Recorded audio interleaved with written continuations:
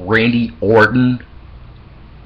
I don't even know what to say to that. I mean, some people say, well, it's Randy Orton's way of turning heel, and maybe he'll align himself with Paul Heyman, but I don't know. It's it's like I bought the pay-per-view because I really wanted Daniel Bryan to win, and Orton, I don't know. I mean, even if he does turn heel, so what? It's not going to be that. I don't really think it's that big of a deal, and the whole show as a whole, honestly, like it was kind of just that main event was a little disappointing. I mean, come on, I expected more. There really weren't there wasn't really that much craziness. Most guys seemed to really, I mean, it's not like they weren't trying or anything, and the crowd was into it. I mean, Rob Van Dam was very over, CM Punk was very over, Daniel Bryan was very over, but Orton wins the briefcase, and it's like, it's like the air had been sucked out of the arena, and there really wasn't much of a reaction. The initial, there were some cheers initially, but when Orton did his pose on the turnbuckle, I mean, nobody was really saying anything. Nobody was really cheering that much. I don't know. I don't really see it. I really, really wanted to see Daniel Bryan versus John Cena at SummerSlam, but I've got a feeling now they're just going to go do Cena and Henry again. Maybe throw Ryback in there because there was a rumor that they're going to do a three-way, but does anybody really want to see that? I don't know. I really wanted to see Cena Bryan, but who knows. The rest of the show, was pretty good. The pre-show actually was pretty good. The Usos were a good team, but the Shield winning, no surprise there. But it was a good match for pre-show, not bad. And then they opened up with the other Money in the Bank ladder match, which was harder to predict. But hey, you know what? I will say I'm happy that Damian Sandow won. I think that's great, and hopefully there's big things coming up for him. The match as a whole was pretty solid. Dean Ambrose looked really good. Cesaro and Swagger looked really good. And it's funny because Cody Rhodes looked really good too. And now we officially know that Sandow and Rhodes are no longer a team. We can confirm that now.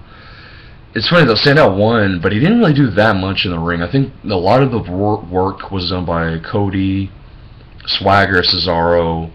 Barrett did a little bit, but Cody got busted open actually. But Cody did look pretty good in this match, so we'll see where that goes. Then there was the Intercontinental title match, and I didn't honestly, this is like the one match I did not really even watch. I saw the ending of it, but I didn't really care. I hate The Miz. I can't stand The Miz at all. And Axel, I'm kind of indifferent about. So, but Axel retained, so whatever.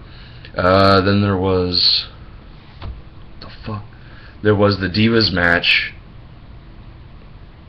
Divas match was just kind of it was fine, but I haven't seen their payback match, but I heard their payback match was pretty good, and this probably was not as good as their payback match. AJ did retain, though. That's great. AJ is very good. She's very talented. And then, let's see, there was the World Heavyweight title match. Oh, wait, no, wait, there was Jericho and Ryback. That was okay. It was okay. It had its moments. Ryback won, but it was a cheap victory. Whatever. I don't care about Ryback. WWE, they totally fucked up Ryback big time. And then you had the World Heavyweight title match, which was a really good match. Honestly, to be really good. They did do the DQ finish, which not that surprising, but they were having a really good match. Shame Ziggler didn't win, but I kind of expected that. Hopefully Ziggler wins the belt though at SummerSlam. I really do hope he wins, but still, really the work in this match was really, really good. So the DQ finish didn't upset me that much because I did kind of see it coming, especially when AJ ran out there. So hopefully that means no more AJ and Ziggler, and they can get past that, and Ziggler can, really fulfill his babyface turn, win the title, crowd will pop for it. Great stuff, that will be the big moment for him. Hopefully it'll happen next pay-per-view. I don't want them to delay it too long, but who knows. Then you had the WWE title match with Cena and Henry, which, honestly, I kind of expected a little bit more. I thought it was going to be a little bit better. It wasn't bad. It was decent. Cena winning, of course, not shocking. Would have been nice if Henry had won, but I didn't really expect Henry to win. But I do think that, and Henry did tap out, so I don't know. I've got a feeling they'll probably face each other again, unfortunately. I don't think this really warrants another pay-per-view match, so I really don't. The story, the build-up was great, but still, another match, And And then we had the main event, which I already kind of talked about. Kind of disappointing. There really wasn't as much craziness as I thought there would be. But, you know, Bryan and Punk were both really over. Van Dam, no surprise, was really over. Sheamus got a fair amount of boos, which was pretty cool, because I don't really care that much about Sheamus. Christian, not much of a reaction. And Orton, you know, I don't know. People have been wanting him to turn heel, and maybe that will kind of boost him up a little bit, because for the last several months, I really don't care that much about him. Not that I've never really been a big Orton fan, so. But I'm just perplexed. It's like, why couldn't Bryan have just won it?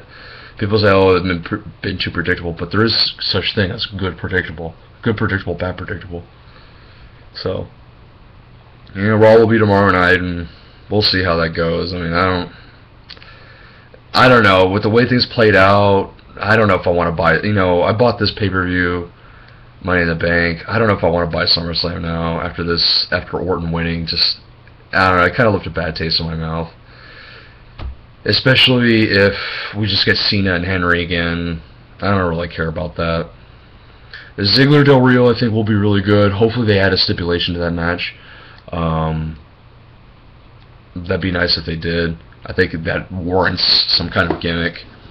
And probably get Punk and Lesnar, which I think will be pretty good, but is it going to be enough for me to buy the pay-per-view? Because I really don't want to see Cena and Henry again. If it had been Cena, Bryan, Punk and Lesnar, Del Rio, Ziggler, Shield versus somebody important. There were rumors that Undertaker may get involved. That would have been definitely buy-worthy. But after all this, I don't know. Randy Orton, I don't know. So, if we get Randy Orton versus John Cena, oh God, nobody. Who the fuck wants to watch John Cena versus Randy Orton for the 1000th time? Give me a break.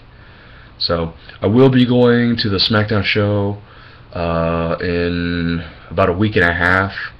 Yeah, so maybe I'll do a review on that, and maybe I don't know, we'll see how Raw's tomorrow night, we'll see how it goes, because I don't know if I really want to see SummerSlam now, depending on how things are built up, but that was my Money in the Bank preview, that review, so, but hey, you know what? New Japan Pro Wrestling has been getting a lot of momentum lately. They do have a show coming up, I think in about a week. Maybe I'll check that out.